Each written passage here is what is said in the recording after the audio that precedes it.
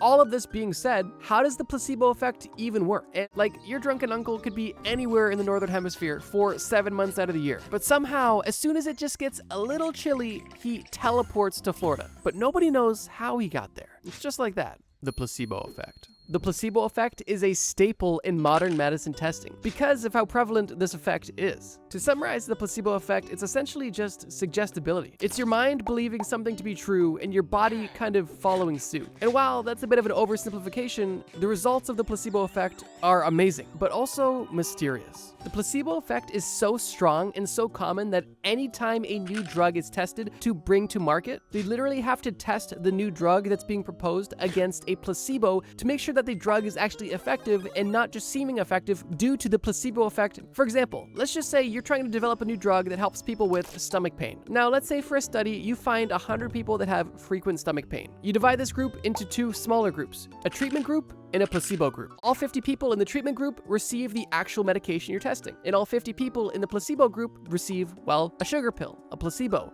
a drug that does nothing. It's not even a drug. Now, here's the kicker. Everybody in this test is under the assumption that they are actually taking the active medicine. And after consistently taking the medicine for, let's say, a week, you have to review the results. And this is where the placebo effect actually comes into play. Because let's say after a week of taking the placebo, 25 out of the 50 people in the placebo group say that they noticed less stomach pain. That is kind of the benchmark that the treatment group has to surpass. Meaning that if the treatment group also reports a 25% decrease in stomach pain, it's actually not proven effective. In that case, it's about as effective as a placebo. For this medication for stomach pain to be proven effective, there has to be more people in the treatment group that feel better than people in the placebo group. And this oversimplified, poorly explained explanation is what's known as a double-blind placebo study, and it's kind of the gold standard for eliminating bias when it comes to testing brand new medications. Now here's the thing, with all of this being said, how does the placebo effect even work? And researchers that have been studying the placebo effect from a psychological and neurological angle both kind of believe that this effect is linked to a brain's release of endorphins and other chemicals in the anticipation of a positive effect, essentially meaning that because your body is expecting to feel better, it already kind of feels better in advance.